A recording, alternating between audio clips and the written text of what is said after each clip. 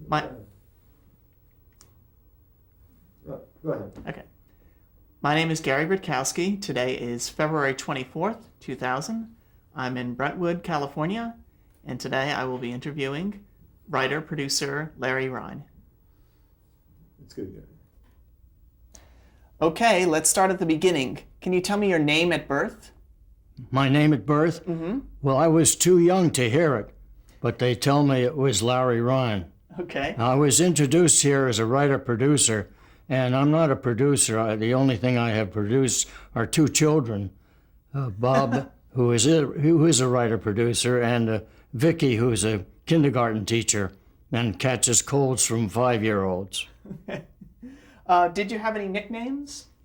Larry, I guess, is a nickname, and a lot of people call me Lair. And I was very proud of the fact that Bob Hope called me Lair, Okay. especially when he was firing me. Oh, no. So when you were born, your first name was Lawrence? Your first name when you were on your birth certificate would be Lawrence? No, it probably was Lawrence, but I never felt that a comedy writer should have that kind of name. Okay. When were you born? In 1910, which was much too early, in May 26th in San Francisco. Did you grow up in San Francisco? I was in San Francisco when I was born. And the joke at that time was I was born in San Francisco. Before the fire, no, behind the sofa. And where did you grow up? In San Francisco and Lowell High School. Okay. And being a horrible athlete all through my school years, I was in the debating teams.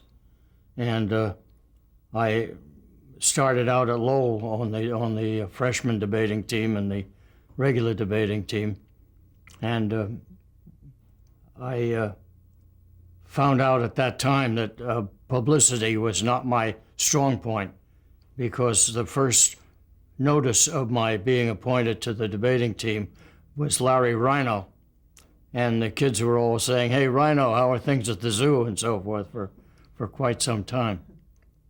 And were you affected by the Depression? Was your family affected by what? The Depression? Yes, we went through the Depression. It didn't particularly bother us because my father had invested in real estate rather than in stocks, and so we feathered it rather well. What was your father's name? Elias. And what did he do for a living? He was a real estate broker. And your mother's name? Esther. And was she a housewife? They both had biblical names. And that was about as far as we went Bible-wise. Did she have any kind of profession, or was she just raising children. Mm-hmm. And did you have brothers and sisters? I had one sister. What was her name? Yeah, Loretta. Okay. What did you want to be when you grew up? A writer. You knew Always. When other kids wanted to be firemen and boxers and so forth, I always wanted to write. I had a little room in the house where I sat with my typewriter, and I wrote my first novel, which was a page and a half, and it was called A Trip to the North Pole. Do you remember what age you were when you started on the typewriter? Probably 5 or 6. Wow. I going to show you some clips that I have of my life, and the first publicity that I had was a little poem that I wrote, and they printed it in the Chronicle, and I think I was 9, 10 years old at the time. Where did you attend college? At Berkeley, and which is right across the bay from San Francisco, and I was an English major. I got a bachelor in English, and my activity there was on the varsity debating team for 4 years. And I debated Oxford in the big Oxford debate with Herbert Resner, who was a famous attorney at the time. And I wrote for the Daily Californian in columns of reviews of the theater and reviews of books and so forth. So this got me my first job, because a a fellow member of our fraternity knew that I had prospered in talking and in writing. And when he graduated, he became manager of KGB, which was the Columbia Don Lee station in San Diego. And he wanted to afford some savings in expenses. So instead of hiring a writer and an announcer, he got a writer-announcer, one person, and he remembered that I had those two backgrounds. So he hired me, and he fired the young announcer at the time, who was Art Linkletter, who was on his first show. And he could only announce. I often had great pity for this multimillionaire. But later on, they brought Link back, and we worked together. And that got me my first real break, because after 2 years of writing, announcing at KGB, Lincoln Deller, who was appointed to station relations at CBS in New York, went back east and took me with him. And that's how I started my career in New York. Now, the guy who got you the job at KGB, do you remember his name? The guy who got me the job? Yeah. Lincoln Deller. When you first started at KGB, the person at the fraternity who you knew, do you remember his name? It was the same guy? Yeah, this was the same one. Same person. Yeah. And what were your duties at KGB? What were you writing? Well, I opened up with KGB, the Don Lee station, San Diego. KGB operates on a frequency of 1,330 kilocycles and 1,000 watts of power by authority of the Federal Radio Commission. KGB is owned and operated by the Don Lee Broadcasting System and is located on the roof of the Pickwick Hotel. And that opened our thing. And I did the standard announcing with the spot announcements. And then Linkletter and I wrote shows, and we acted in them, and we directed them, and we typed them. So were you also doing news as well as regular shows? This was a 1,000-watt station, and it covered the San Diego area. Were you announcing for news programs, or were you doing fictional shows? Both. We had our own shows, and we wrote them, and we acted in them, and we cast them. It was very good background. When I got to New York, it was a big help, because the people who were about to hire me had no background in radio. And I was pushed to the front, where I was producing shows for NW Air, which was one of the top agencies in the business. So let's talk a little bit about your experiences in New York. What was the first show that you worked on in New York on radio? In radio, Ben Burney, the old maestro, the bandmaster. And I was with him for over 7 years. Can you describe him for me? Hmm? Can you describe him for me? He was what? Can you describe him? He was a cigar smoker. He was sort of roly-poly. He was a very down-to-earth kind of guy. And he was a lovely man. And one of the first things he said to me was, he says, "Where is the Gelächter?" And I said, "Gelächter?" He says, "Larry won't know that because he's not Jewish." And I said, "Maestro," I said, "I am Jewish." And he says, "Isn't it terrible what they're doing to our people in Germany?" So I was with him until he passed away in San Francisco. So what kinds of things were you writing for Ben Burney? Were you writing comedy? Well, a very interesting thing. We started with writing monologues for the bandmasters. The bandmasters used to come on and just introduce the numbers. And so we gave them little things to say. You know, I got here in New York yesterday. You know how New York is and so forth, and they do a New York joke. So that started building until where they did monologues, and then they did dialogue with the vocalists, and all that worked into the musicals that finally came out of the big band shows. At first it was just plain announcing. The same with Phil Baker. I teamed up with Phil Baker after he came down to San Diego, which was another, and he wanted me to write a monologue for him. And that was one of the first monologues. And he was one of the first ones to have a money prize, a $7,000 reward for people giving the right answers. And that was on the West Coast that you did the Phil Baker show? No, this was in New York. Oh, okay. Now, Ben Burney, one of the ongoing things was the feud with Walter Winchell. Right. How did that come about? Well, I worked on it. They were brother-in-laws. They were married to sisters. So it was a put-up feud. But in those days, Winchell was like McCarthy. No one dared to talk up to him. And so Bernie did. And we had a lot of fun with trading insults until I wrote one that you'll have to excuse Walter. He's got a bloodshot eye. It seems a chorus girl spit tobacco through the keyhole. And Winchell didn't like that, and he called Bernie. And Bernie says, "Well, we've got to lay off some of the Winchell jokes." But it was successful, and Bernie treated me almost like an adopted son, and I was very proud of that. And he called me the kid, and I was with him when he came out to the coast. He brought me out to the coast to 20th Fox, where he was doing a picture, Love and Hisses, with Walter Winchell and Bert Lahr and Bernie, and I worked on the dialogue on that show at 20th Fox. Did you work on everyone's dialogue or just Ben Burney's part? Everyone's, and he said to me, "Look," he says, "I'm going back east." He says, "You'll continue to do the show, but," he says, "is there anything you'd like to have out here?"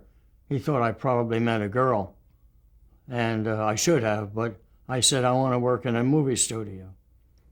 So through Ben, I got into 20th Fox. So you went back to New York to work on the show, and No, then I stayed at 20th Fox. Oh, okay, so you stayed on the West Coast. Yes, and the show continued from New York, and I mailed in the show in 2 different planes in case a plane went down. So you were writing one-liners or sketches? Both. He did little sketches and the typical jokes. And at the studios, what were some of the screenplays you wrote? I didn't write any stage plays at the studio. I wrote a half a dozen B pictures at Universal when I went over. What were some of the titles of those movies? Well, the one that's in our den was Johnny Mac Brown, Chip of the Flying U, which was a Western.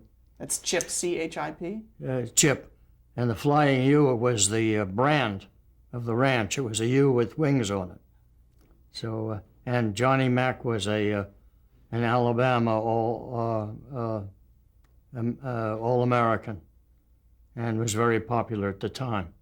So the first thing you wrote was a Western, even though you had a Yes. comedy background. Yeah, which they never should have given me. But there were some comedy touches in the Western, I assure you. And then I did a thing called Timber and a thing called Top Sergeant. And I had a great title for another one, which was, I forget the title now. Couldn't have been that great, or I would have remembered it. And do you remember any others you worked on?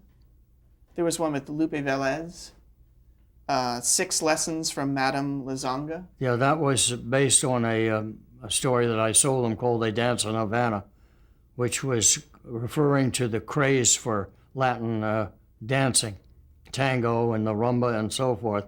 And the story was that an American band couldn't get a job in America, so they had to go to Cuba to become a Cuban band and come back. And they met this gal who was called Madame Lazanga, and she actually was Kitty Kelly, who was on the same deal they were. So it was a rather successful show. Got panned in some reviews, but otherwise it played rather well. Did you get to meet any of the stars? Did you meet Lupe Velez? Johnny Mac Brown, because I went up to Chatsworth and worked on dialogue there.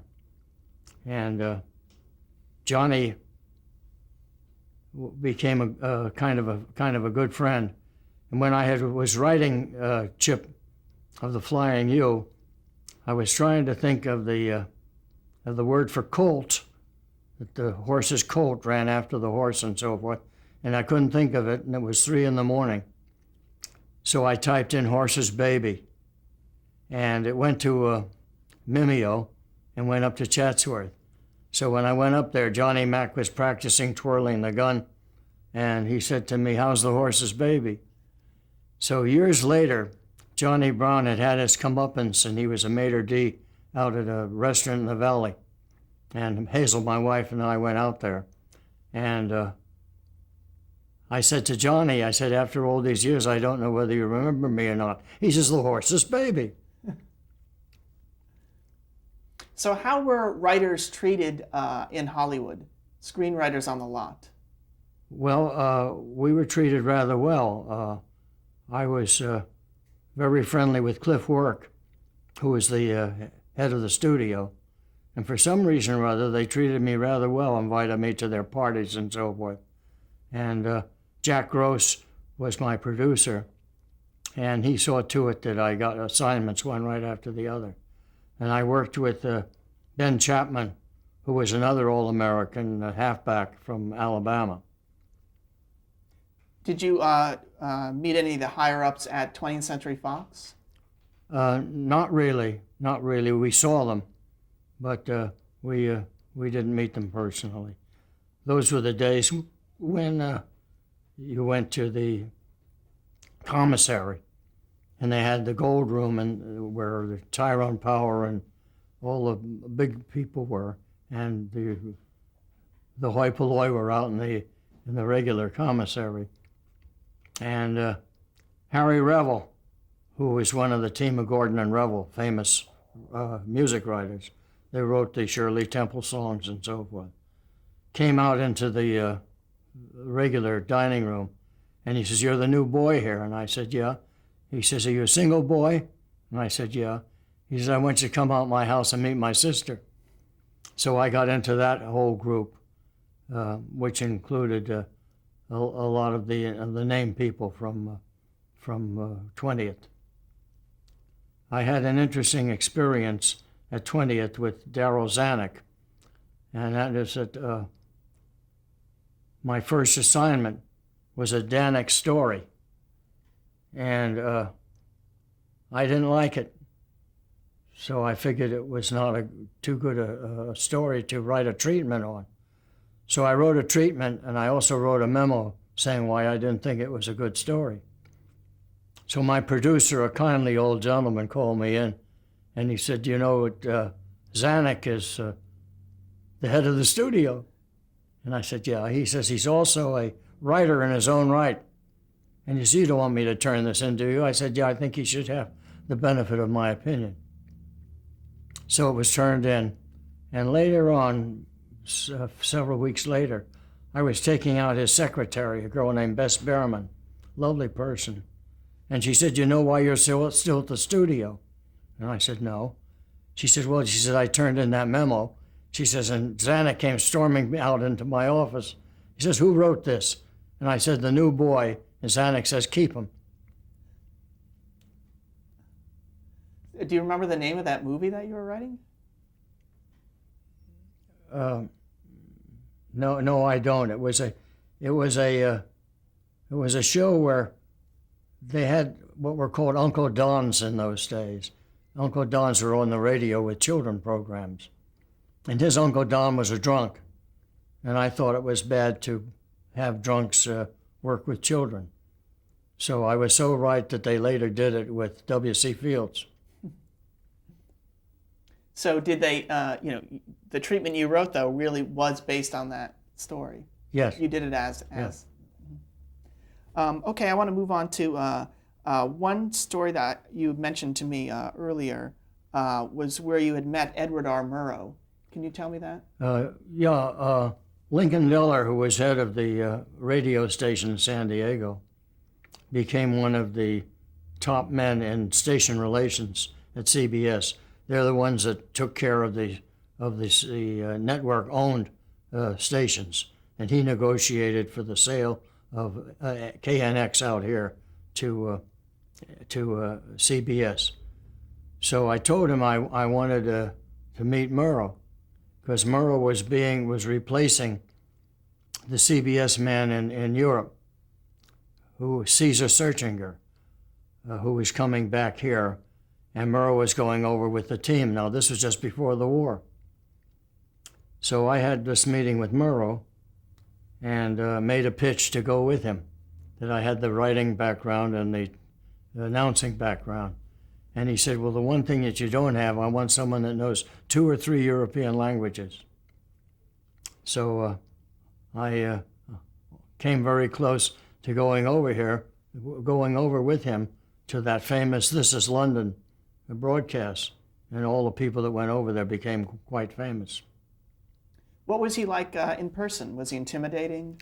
He was very, very friendly and very knowledgeable of radio, and the fact that the importance of radio going into everybody's home, meeting everybody, which did him in good stead when he went over to London and did This Is London. So soon thereafter, you found yourself in the service as well. What did you do during World War II? In where? What did you do during the war? I was very fortunate, because instead of putting me behind a gun where I probably would shoot my toes off, this same Lincoln Diller, who brought me to New York, called me from San Francisco Pearl Harbor week. And he said, we've been caught not only at Pearl Harbor militarily, but propaganda-wise, we've been caught without radio stations going into the Asiatic area. And he says, I want you to come up right away and work with the head of OWI, which is the Office of War Information. Had been Colonel Donovan's outfit before. So I went up there, and we were in a mess. We only had one station going to the Far East, and that was KGEI, and the GEI was General Electric Incorporated. So we had the embarrassment of the United States having to clear our scripts through the General Electric before they could go on the air. So I originally had the Chinese, Japanese, and Philippine broadcasts that I was in charge of, which was a pretty big responsibility that even I didn't realize at the time. And they immediately started sending area experts over from China and from Japan. And they sent Owen Lattimore over, who became the butt of McCarthy tirades against so-called communists in the government. And Lattimore liked what I was doing, and he kept me on the Philippine broadcasts for 5 years throughout the war. And I formed a staff of 30, including experts in 5 or 6 different Philippine languages. And I wrote many of the shows and broke in many of the writers. And I was on the air quite a bit myself. And I wrote the Roosevelt speech for our return to the Philippines. And it was rewritten many times, but I wrote the original. And I met FDR. Who was rewriting it? Huh? Who was rewriting that speech? Great big name, I forget the name right now, one of the big playwrights from Broadway. And what was it like meeting FDR? Well, all I remember is his hand enclosed my entire hand. He had a huge hand. And I didn't realize how crippled that he was, but his son had to help him to his feet. And I thought I had to say some kind of a joke to him, so I didn't pick a very good one. But I said, I said, you're not the only famous person to be on this platform. And he says, no, who was that? I said, I was last week. Here I am, a kid. So he went, wah, with that great big laugh of his. So at least I got one laugh out of him. So what kinds of things were you writing? Was this news information? We were writing propaganda, Okay. and every kind of propaganda possible. And that included the church. The Filipinos are very religious, mostly Catholic. So I had to deal with the church in San Francisco, and I had ministers. And I rewrote the Bible to conform with our propaganda. And the ministers would say, Mr. Rhine, I said, this is right on the dot, but I don't quite remember it from the Bible, I said, well, it's Ecclesiastics or one of those things, and so forth.